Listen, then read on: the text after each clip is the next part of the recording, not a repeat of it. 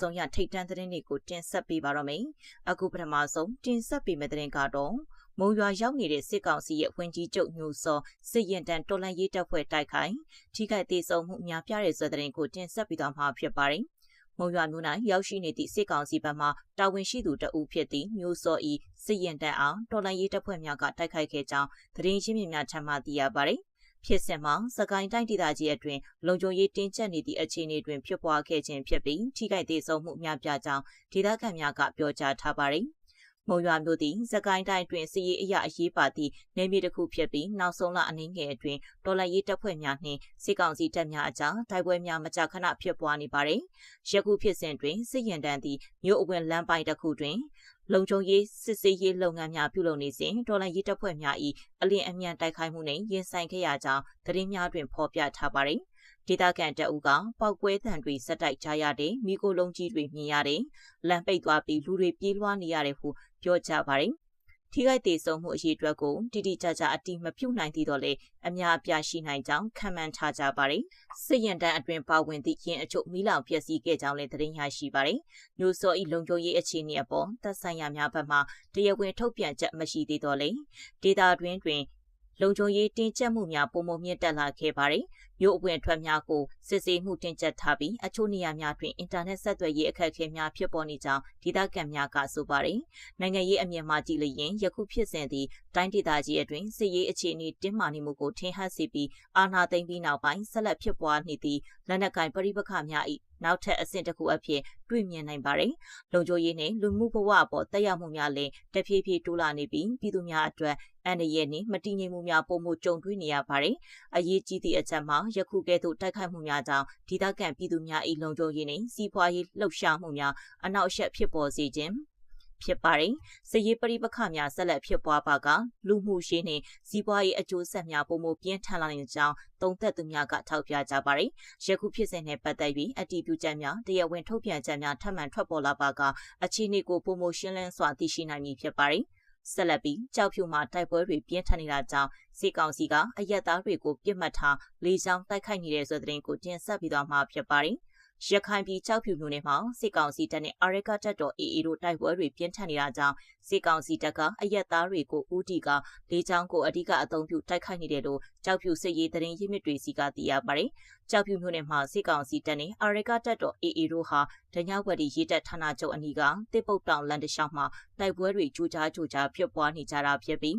စစ်ကောင်စီတပ်ဘက်ကထိခိုက်ကြဆုံးမှုတွေရှိနေတယ်လို့လည်းအဆိုပါစစ်ရေးသတင်းရင်းမြစ်ကဆိုပါတယ်။အဲ့ဒီတိုက်ပွဲတွေအခြေအနေကြောင့်ပဲစစ်ကောင်စီတပ်ဟာဒညဝတီရေတပ်ဌာနချုပ်အနီးကကျေးရွာတွေကိုလေကြောင်းကနေဂျက်ဖိုက်တာဒရုန်းတွေနဲ့ပုံကျဲချတိုက်ခိုက်မှုတွေပြုလုပ်နေပြီးကြောက်ဖြူမြို့နယ်ရေမျက်နှာပြင်ကလည်းစစ်သင်္ဘောတွေနဲ့လက်နက်ကြီးပစ်ခတ်မှုတွေပြုလုပ်နေတယ်လို့သိရပါတယ်။ပြီးခဲ့တဲ့ဖေဖော်ဝါရီလ18ရက်နေ့ညနေ4:00နာရီအချိန်မှာစစ်ကောင်စီတပ်ဟာကြောက်ဖြူမြို့နယ်မိချောင်းရှိတောက်ကြေးပါကိုဂျက်ဖိုက်တာနဲ့ပုံကျဲချတိုက်ခိုက်ခဲ့တာကြောင့်ဒေသခံအမျိုးသမီး2ဦးပွဲချင်းပြီးသေဆုံးသွားတယ်လို့ကြောက်ဖြူမြို့နယ်ကဒေသခံတအုပ်ကသတင်းဌာနကိုပြောပါတယ်။ရေတပ်ဌာနချုပ်အနီးကကြေးပါတဝိုက်ကိုဂျက်ဖိုက်တာဒရုန်းတွေနဲ့ပုံလာရောက်ကျဲချခဲ့တာရှိပါတယ်။မိချောင်းရီတောက်ကြီးပါကိုဂျက်နဲ့လာချလို့2ယောက်တော့ပွဲချင်းပြီးသေဆုံးသွားပါတယ်။အထီးကိုက်ပျက်စီးတွေကတော့တော်တော်လေးရှိပါတယ်လို့အဆိုပါဒေသခံကဆက်ပြောပါတယ်။အလာတူဖေဖော်ဝါရီလ18ရက်နေ့မှာပဲစစ်ကောင်စီတပ်ဟာကြောက်ဖြူမြို့နယ်နဲ့10မိုင်ခန့်ကွာဝေးတဲ့ကြက်တိန်ကြီးပါကိုလည်းဒရုန်းတွေနဲ့ဘုံကျဲချတိုက်ခိုက်ခဲ့ပြီး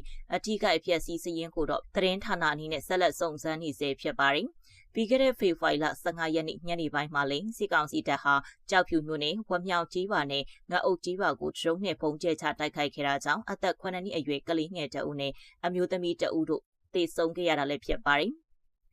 ဒါပြင်ဖေဖော်ဝါရီလ14ရက်နေ့မှာလည်းစစ်ကောင်စီတပ်ရဲ့ရှေ့တပ်သင်္ဘောတွေကနေလက်နက်ကြီးပစ်ခတ်တိုက်ခိုက်ခဲ့တာကြောင့်ကြောက်ဖြူမြို့နယ်ကြောက်ပြောက်ကြီးရွာမှဒေါ်စောဖြူမှ80နှစ်မှာကြီးထိမှန်ပြီးသေဆုံးခဲ့ပါတယ်။ဆက်လက်ပြီးဘိုးနဂါစစ်တပ်နှင့်ပူးပေါင်းပြီးနိုင်ပိုင်းအကြမှာ PDFC လက်နက်ချတဲ့ BNRA တပ်ဖွဲ့ဝင်တွေရှိတဲ့နေရာကိုစစ်တပ်ပုံကျင်းတအူးသေးဆုံးတဲ့ဆွဲတဲ့ကိုတင်ဆက်ပြီးသွားမှာဖြစ်ပါတယ်။ဘိုးနဂါကစစ်တပ်နှင့်ပူးပေါင်းပြီးနိုင်ပိုင်းအကြမှာ PDF ထံလက်နက်ချခဲ့တဲ့ BNRA တပ်ဖွဲ့ဝင်တွေရှိတဲ့နေရာကိုစစ်တပ်ကဂျိုင်းရိုကော်ပတာနဲ့ပုံကျဲခဲ့တာကြောင့် BNRA တပ်ဖွဲ့ဝင်တအူးသေဆုံးခဲ့တယ်လို့ဒေသခံနဲ့တော်လှန်ရေးရဲဘော်အချို့ကပြောပါတယ်။ BNRA တပ်ဖွဲ့ဝင်တွေလက်နက်ချလို့ယာယီထိန်းသိမ်းထားတဲ့နေရာကိုတက်ကြတာ အဲ့ဒီနေရာကိုနှစ်ကားတည်တယ်ဒဏ်ရာရသူတချို့ရှိတယ်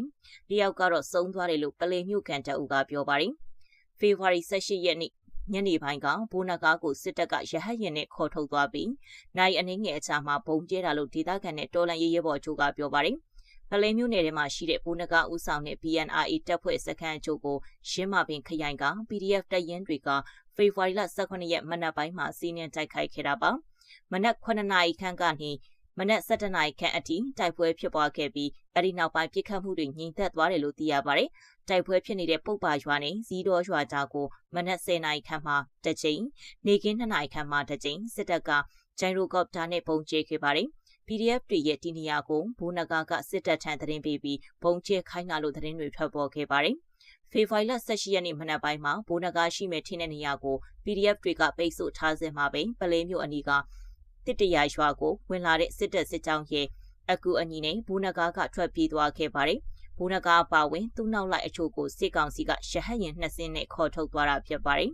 BNRA တပ်ဖွဲ့ဝင်တွေဟာ PDF နဲ့ပကဖထံလက်နက်ချပူးပေါင်းလာသူတွေလည်းရှိပါတယ်။စုစုပေါင်းအင်အား150ခန့်လက်နက်ချတာအလင်းဝင်တာရှိတယ်လို့အမျိုးသားညီညွတ်ရေးအစိုးရပြည်ထရေးနဲ့လူဝင်မှုကြီးကြပ်ရေးဝန်ကြီးဌာနကသတင်းထုတ်ပြန်ထားပါတယ်။ဘူနဂါကစစ်တပ်နဲ့ပေါင်းသွားပြီးဖြစ်လို့ရင်းမာပင်ခရိုင်တွေကဒေသခံပြည်သူတွေနဲ့တော်လှန်ရေးအင်အားစုတွေလေးချောင်းအနေနဲ့ပုံမှုသတိပြုကြဖို့ပလဲမြို့နယ်ပြည်သူ့အုပ်ချုပ်ရေးအဖွဲ့ခေါင်းဆောင်ဦးစောထက်ကသတိပေးထားပါတယ်။အရင်ကလည်းရင်းမာပင်ခရိုင်အတွင်းကတရင်တပ်ဖွဲ့တွေရဲ့တပ်စခန်းတွေပအဖဂိတ်စခန်းတွေကိုလေးချောင်းတိုက်ခိုက်ခံရခြင်းမှာတော်လှန်ရေးသမားအမိခံနှစ်ကားရဲ့သတင်းပေးမှုကြောင့်လို့ဦးစောထက်ကလူမှုကွန်ရက်မှာရှိထားပါတယ်။ဒါပေမဲ့အဲ့ဒီအချက်လက်ပေါ်သတင်းဌာနကတိကျအတိမပြုနိုင်သေးပါဘူး။ဆက်လက်ပြီးမြန်မာငြိမ်းချမ်းရေးလွယ်ကူချောမွေ့စေရန်ကူညီပေးနိုင်ကြောင်းထိုင်းကန်လန်းနဲ့ဆွေသတင်းကိုတင်ဆက်ပေးသွားမှာဖြစ်ပါတယ်။မြန်မာနဲ့အာဆီယံကြားထိတွေ့ဆက်ဆံရာတွင်ထိုင်းကတရားတစင်အဖြစ်ကူညီရန်အသင့်ရှိဟုဆိုပါတယ်။အာနာသိန်းစစ်ကောင်စီဆန္ဒရှိပါကမြန်မာနိုင်ငံငြိမ်းချမ်းရေးအတွက်လွယ်ကူချောမွေ့စေရန်ထိုင်းနိုင်ငံကကူညီရန်အသင့်ရှိကြောင်းယမန်နေ့တွင်ကန်လန်းလိုက်ပါတယ်။နေဆက်ဒေသရှိမြန်မာတိုင်းသားလက်နက်ကိုင်အဖွဲ့များနှင့်စစ်ကောင်စီတို့ကြားဒေသအဆင့်ဆက်သွယ်ဆွေးနွေးပွဲကိုထိုင်းနိုင်ငံကဝင်ရောက်ဆွတ်ဖက်ခြင်းမရှိဘဲကူညီပေးနိုင်ကြောင်းထိုင်းနိုင်ငံသားရေးဝန်ကြီးစီဟာဆက်ကပြောပါတယ်။ထိုင်းနိုင်ငံသားရေးဝန်ကြီးစီဟာဆက်နဲ့စစ်ကောင်စီနိုင်ငံသားရေးဝန်ကြီးဦးတန်းဆွေတို့သည်ယမန်နေ့ဖေဖော်ဝါရီလ18ရက်တွင်ထိုင်းနိုင်ငံဖူးခတ်မြို့၌တရားဝင်တွေ့ဆုံခဲ့ကြပါတယ်။ထိုင်းမြန်မာနယ်စပ်ရှိတိုင်းသားလက်နက်ကိုင်အဖွဲ့များနှင့်ဒေသအဆင့်ဆက်သွယ်မှုလွယ်ကူချောမွေ့စေရန်စစ်ကောင်စီကတောင်းဆိုပါကထိုင်းနိုင်ငံအနေဖြင့်ကူညီရန်အသင့်ရှိကြောင်းရန်တွေ့ဆုံပွဲအပြီးတွင်စီဟာဆက်ကပြောကြားခဲ့ခြင်းဖြစ်ပါတယ်။သို့တော်လည်းစစ်ကောင်စီနဲ့တိုင်းသားလက်နက်ကိုင်အဖွဲ့များကြားဆွေးနွေးမှုဖြစ်ပေါ်လာစေရန်ထိုင်းနိုင်ငံကစီယုံသွားမှာမဟုတ်ကြောင်းနဲ့ပြည်တွင်းဆွေးနွေးပွဲများကိုဦးစွာစတင်ရန်မှာမြန်မာနိုင်ငံ၏တာဝန်သာဖြစ်ကြောင်း၎င်းကဆိုပါတယ်။မြန်မာနိုင်ငံ၏ငြိမ်းချမ်းရေးသည်ပြည်တွင်းပြန်လည်တည်မြဲရေးမှဖြစ်ပေါ်လာရမည်ဟုစီဟာဆက်ကထပ်လောင်းပြောကြားခဲ့ပါတယ်။စစ်ကောင်စီနိုင်ငံသားရေးဝန်ကြီးဦးတန်းဆွေကမြန်မာနိုင်ငံတွင်တကြံမတိုင်ပြီးသမ္မတဝန်ကြီးချုပ်နှင့်ကာကွယ်ရေးဦးစီးချုပ်ခန့်အပ်ခြင်းများဆောင်ရွက်ပြီးအစိုးရသည့်ဖွဲ့စည်းမည်ဟုပြောကြားခဲ့ကြောင်းထိုင်းနိုင်ငံသားရေးဝန်ကြီးစီဟာဆက်ကဆိုပါတယ်။မြန်မာနိုင်ငံတွင်လာမယ့်အစိုးရသည်တည်ငြိမ်မှုကိုပြန်လည်ထူထောင်ရန်နှင့်အမျိုးသားပြန်လည်တည်မြဲရေးကိုဖော်ဆောင်ကတိုင်းသားလက်နက်ကိုင်အဖွဲ့အစည်းများနှင့်ဆွေးနွေးရန်မျှော်လင့်ကြောင်း၎င်းကပြောပါရယ်။ထိုင်းနိုင်ငံသည်မြန်မာနိုင်ငံမှာရေရှည်တည်တံ့သောငြိမ်းချမ်းရေးနှင့်တည်ငြိမ်မှုကိုမြင်တွေ့လိုပြီးရင်းအခြေအနေသည်ထိုင်းနိုင်ငံ၏အမျိုးသားလုံခြုံရေးအပြင်နှစ်နိုင်ငံစီးပွားရေးပူးပေါင်းဆောင်ရွက်မှုအတွက်ပါအကျိုးရှိမည်ဟုဆိုပါရယ်။မြန်မာနိုင်ငံအနေဖြင့်အာဆီယံနှင့်ပြန်လည်ထိတွေ့ဆက်ဆံရာတွင်ထိုင်းနိုင်ငံသည်မြန်မာအတွက်တရားတစင်အဖြစ်ကူညီရန်အသင့်ရှိကြောင်းလည်းထိုင်းနိုင်ငံသားရေးဝန်ကြီးစီဟာဆက်ကပြောပါရယ်။ကျမတင်ဆက်မှုကိုဒီမှာပဲရနာခွင့်ပြုပါရှင်။အားလုံးပဲရွှင်လန်းချမ်းမြေ့ကြပါစေရှင်။